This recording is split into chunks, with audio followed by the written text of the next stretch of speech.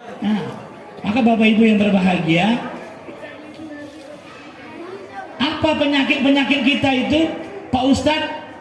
Ibu benar gak kata-kata saya? Benar Pak Ustadz. Ternyata memang saya suka ngancam-ngancam. Awas lo, coba aja ya. Itu ngancam-ngancam anak, ngancam-ngancam orang itu gak boleh Bu. Ada ibu seperti itu Bu? Suami yang cemburu juga gitu. Coba engkau balik malam, coba engkau. Kau ini asik latihan hadro terus. Sampai hadronya dibakar sama suaminya. Ibu tuh nyanyi sesuai dengan apa yang suami suka nyanyi. Jangan lagu Arab terus. Suami pulang malam, ya asikal Mustafa absir minanil muna. Suaminya bilang, sallallahu Nabi Muhammad. Suaminya tahu itu aja. Minimal kalau istrinya bilang, ya Nabi salam alaika, kata suaminya, ya Rasul salam. Enak juga itu Pak. Jadi bapak-bapak suka ngancam, pengurus masjid suka ngancam, guru TPQ suka ngancam, jantungnya rusak Pak. Kenapa paru-paru ibu rusak, kata Ustadz Danu? Kenapa? Saya ronsen Pak Ustadz, kata dia, jantung saya kata dokter bolong-bolong. Bukan gara-gara merokok Pak. Ada nggak orang merokok di sini? Ibu-ibu suka suami merokok atau tidak? Yakin tuh? Kenapa perempuan itu suka laki-laki yang tidak merokok? Karena laki-laki yang tidak merokok jantungnya saja dijaga, apalagi jantung hatinya. Betul Bu? Dulu ibu milih suami nanya sholatnya atau nanya kerjanya Bu? Dulu. Abang kerja di mana atau abang sholat di mana Bu? Nah, nanti kalau ibu salah dulu, jangan diulang ketika anak kita gadis, anak bujang mau lamar, tanya kerjanya atau sholatnya Bu?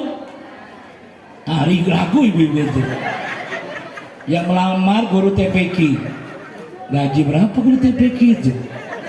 Insentif cuma 500. Untuk beli celak bini aku aja cukup.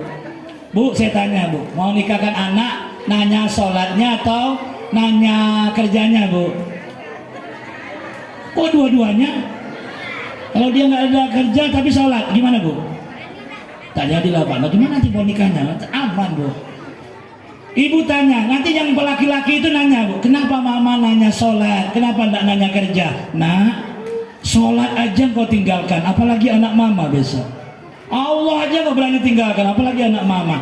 Maka bapak ibu kalau milih caleg, tanya dia sholat atau tidak. Berani nggak? Caleg datang ke sini misalnya nawarkan ini, nawarkan sembako apa duit, ambil dulu duitnya, ambil sembako baru nanya. Pak caleg, sholat subuh di masjid nggak? Kenapa warga sini nanya itu?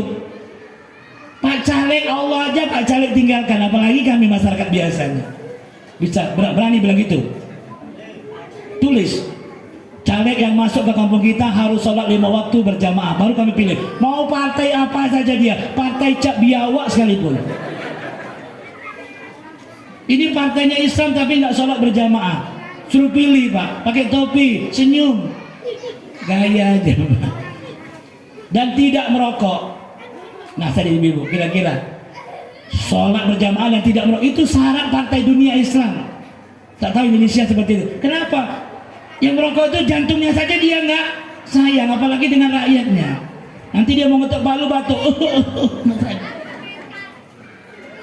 Yang tersinggung alhamdulillah. Yang tak tersinggung usahakan malamnya tersinggung. Kalau ibu punya suami merokok malam ini, cara memberhentikannya gampang. Hari ini juga dia akan berhenti. Ibu pulang nanti beli rokok, sama-sama merokok sama dia.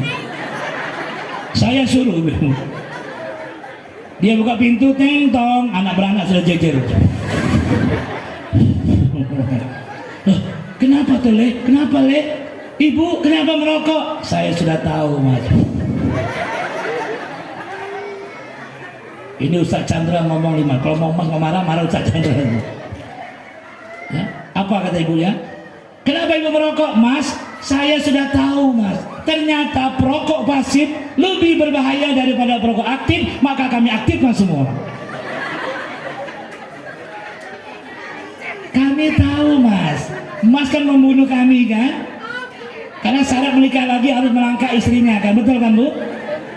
Anak kemarin betul Bu, dilangkahi mayat istrinya itu depan orang ramai. Pak, kenapa melangkahi istri? Istri saya pesan kalau abang mau nikah lagi langkah dulu mayatnya. Dilangkah betul Bapak ini. Nanti kualat pula saya kawin lagi. Nah itu laki-laki merokok di depan, naik Monda, asapnya kemana? Istrinya di belakang sama anaknya. Kenapa istri kita keras hati, sakit dan sebagainya?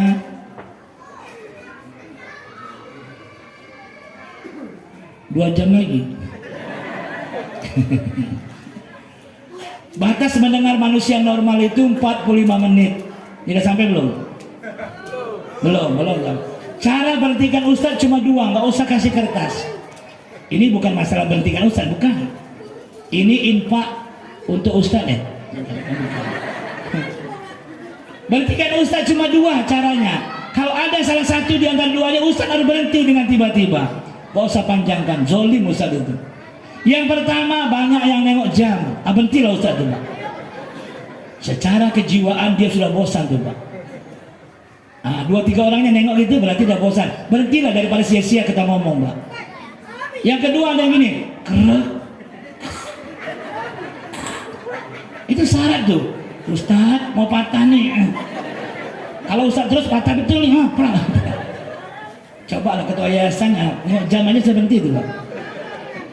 Tapi kata ulama kalau muka mereka masih gini teruskan ceramah sampai dia muntah baru selesai. Nggak nengok jam berarti nggak bawa jam Pak ya. Ibu-ibu ada jam nggak? Nah, jangan sedih ketika sendalmu hilang di majelis ilmu. Tapi sedihlah ketika sendalmu tidak kelihatan lagi di majelis ilmu. Berarti ibunya bawa kaki ayam itu. Nah. Maka Bapak Ibu yang berbahagia, Nabi katakan, ibu yang paru-parunya apa tadi bolong, sudah tahu jawabannya Pak? Belum? Paru-paru kita bolong itu apa? Merasa paling hebat, merasa paling baik. Ini ustazah, merasa dia ustazah paling hebat di kampung itu. Gak ada yang lawan dia seolah-olah. Dia merasa bolong paru-parunya. Siapapun di kampung ini suka merasa paling lama tinggal di sini. Wah, udahlah bolong paru-parunya tuh Pak. Merasa jadi apa? Warga yang paling hebat bicaranya, merasa paling lama, merasa paling pintar, merasa paling mancung hidungnya, merasa paling cantik, habislah itu. Sebelum operasi istighfar dulu. Ada nggak ibu yang merasa paling cantik di kampung ini? Setiap ngaca terus. Mana ada lawan kampung ini? Siap-siap tuh. Merasa sukunya Aceh paling bagus, Jawa paling hebat, Padang mantap. Bolong paru-paru itu kalau Pak Dokter. Coba Bapak cek sekarang di Pak Dokter itu mana tahu udah bolong Pak. Ustadz ini merasa lebih baik dari ustadz lain itu Pak. Maka saya nggak mau ganteng-ganteng kali Pak. Takut merasa saya lebih jelek dengan Pak Imam atau saya ganteng Pak. Coba jujur. Saya dipitnah, kalau saya dibilang ganteng itu fitnah ibu. Tambah bolong paru-paru. Orang kalau bilang saya jelek itu jujur Bapak Ibu. Saya difitnah sama orang katanya saya punya istri 2, padahal 3 Bapak Ibu. Fitnah. Jadi mulai sekarang ibu-ibu yang merasa, nggak usah rasa lagi. Kalau pintar ini datang dari Allah. Kalau cantik ini juga milik Allah. Pandai, hebat masak. Si Padang merasa sombong. Mana ada rumah makan Padang sehebat rumah makan Padang itu. Orang Jawa sombong, mana ada presiden suku lain selain Jawa. Orang Melayu bilang apa? Kalian kalau Jawa hebat, Padang hebat, kenapa bahasa Indonesia dari bahasa Melayu? Coba pakai bahasa Padang, ngeja bahasa Indonesia, bahasa Padang. Iko budi koa, kama budi pai indak jale. Jadi jangan merasa hebat suku-suku itu. Kita ini bermainan di wilayah suku, bahaya Bapak Ibu. Yang Palembang lebih hebat selalu. Mana ada pempek, mana ada duku yang hebat. Coba kalian dekat sama aku buat pempek kau belum tahu. Kau belum tahu aku siapa ya? Kau aja belum tahu siapa kau, apalagi aku. Aku bikin kapal selam baru tahu kau ya. Tuh Pak, ada nggak orang gitu Bapak Ibu? Ada Bapak Ibu orang gitu? Merasa sombong dengan sukunya itu. Ini Bugis nih, Tegaga, persoalan hebat ini. Jangan sombong Bapak Ibu. Orang Jawa bilang begini, Padang bilang begini, Melayu, orang Flores bingung. Langsung bilang apa? Hai Jawa, hai Padang, Melayu. Kalian tahu nggak Nabi Muhammad itu keturunan orang Flores? Dari mana? Kalian tak paham berarti. Itu Bapak Ibu, jangan merasa. Ini halus perasaan Bapak Ibu ya. Merasa itu apa? Ujub. Merasa dia paling soleh. Paling-paling orang sini nggak ada yang puasa Nabi Daud. Paling jauh puasa Senin Kamis. Akulah, itu Pak bahaya tuh Pak. Yang di sini itu jarang tahajud, akulah mungkin yang tahajud. Yang ayamul bait, akulah sama keluarga suami-suami. Itu sombong nggak Bapak Ibu? Ada nggak ibu-ibu seperti itu kira-kira? Malam ini tobat dia tuh, sebelum bolong semua tuh. Ada Bu? Orang-orang sini paling-paling ya sedekah 2-3 ribu, aku 2-3 juta. Ya, makanya Bapak Ibu jangan merasa. Lawannya merasa adalah tawadu. Tidak merasa. Dia kaya tapi tidak merasa kaya, kata Nabi. Pintar tapi tidak merasa pintar. Berilmu tapi tidak merasa berilmu. Cantik tapi tidak merasa cantik. Dia orang penting tapi tak merasa penting. Tawadu. No, ibu-ibu sini rata-rata tawadu semua. Tahu tawadu Bu? Ketawa sambil duduk. Ini laki-laki takwa semua di sini Pak. Takut sama istri tua. Mudah-mudahan Pak Imam istiqomah. Istri 3 kompak serumah. Imam aja yang boleh, yang lain jangan. Kalau imam contohkan damai, boleh ikut Bapak Ibu ya. Siapa imam? Insya Allah. Dari Sabang pergi Merauke. Saya ulangi ya, paling enak makan bayam. Makannya di pagi hari. Apa guna jadi imam? Tapi takut sama istri. Maaf Pak Tengku ya. Nanti saya dikasih ganja baru nggak balik-balik Ustaz kalau ceramah. Siapa kasih ganja nih Bapak Ibu? Ada kemarin Bapak Ibu sayurnya campur ganja. Saya nggak balik-balik Bapak Ibu di ganja. Masya Allah. Jadi kalau orang bilang saya ganteng itu nah kalau bilang saya jelek, alhamdulillah. Minimal hitam manis bagus tuh, agak lumayan tuh. Kalau bilang ganteng, nah. Walaupun saya gini ibu-ibu, tapi banyak yang mau sama saya. Mau muntah, mudah-mudahan ibu tidak muntah datang malam ini. Tadi udah makan kan ibu-ibu ya. Jarang-jarang panitia bikin makan-makan enak. Ini pengurus masjidnya bagus nih Pak. Kompak sama yayasannya Pak. Di sana Pak yayasan sama DKM kelahi terus Pak.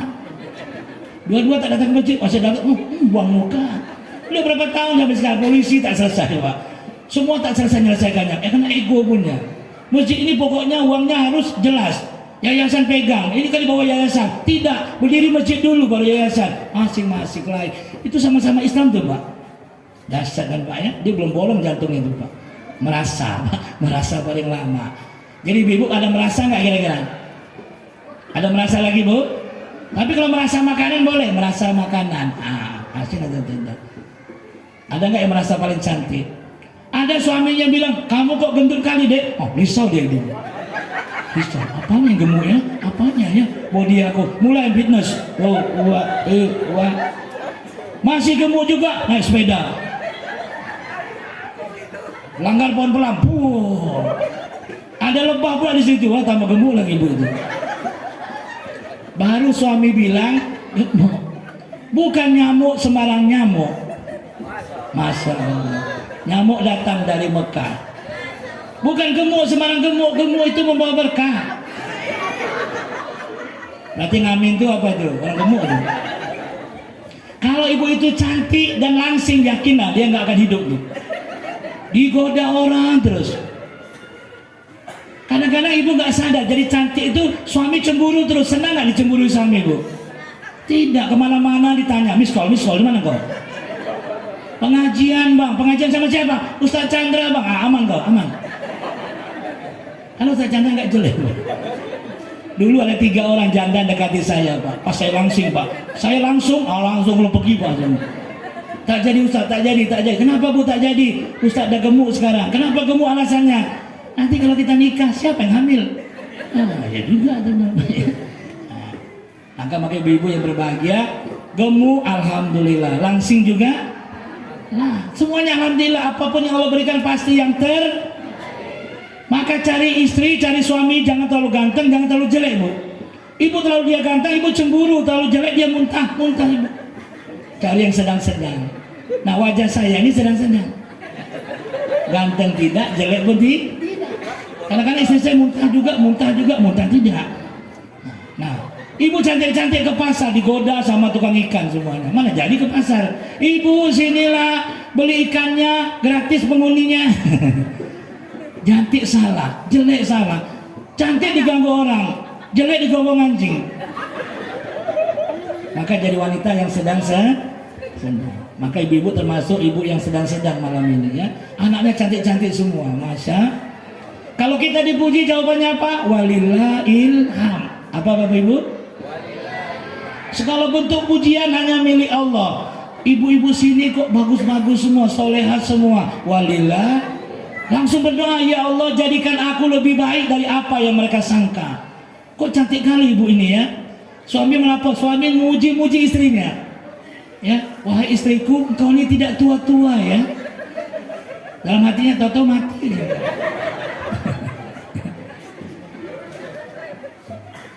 Bapak Ibu memujinya harus betul-betul. Dulu suami-suami itu pandai memuji, dapatlah Ibu. Alis matamu seperti semut beriring wahai istriku. Dagumu seperti lebah bergantung. Di wajahmu ada kebun binatang. Dulu Pak dipuji-puji. Sekarang pergi pesta, suami di depan, istri di belakang. Dulu anjing dilawan, sekarang bang anjing, gonggong aja anjing. Kalau belum gigit-gigit anjing. Dulu waktu ngantar ke rumah, nggak boleh ada lobang. Hai lobang, ini calon istriku, coba macam-macam ya. Lobang dilawan dulu Bu. Sekarang bang lobang, buta mata engkau. Ada tak suami macam itu Bu? Bu ada Bu? Dulu lain, sekarang lain ada Bu? Datang di hari ini Bu? Datang. Duduk di mana dia Bu? Suami sayangnya sudah mulai pudar. Sekarang suami-suami sayangnya kepada Rasulullah Sallallahu Nabi Muhammad. Sudah dapat kopi belum Pak? Udah? Udah ada nengok jam belum? Belum. Beratlah saya ceramah macam begini. Ini ceramah saya yang keempat nih Pak ya. Malam ini Pak, hari ini saya di pagi di sekolah sampai hari belum mandi nih Bapak Ibu. Tapi masih ganteng juga kan? Mau apa tadi? Mau muntah gitu ya. Saya menjadi kehormatan Pak. Banyak ustadz di Batam ini malam ini saya jadi kehormatan. Sebenarnya malam ini Pak acara banyak Pak. Di wali kota ada acara tuh Pak. BP ada acara. Cuma saya milih ke sini karena di sana saya tidak diundang.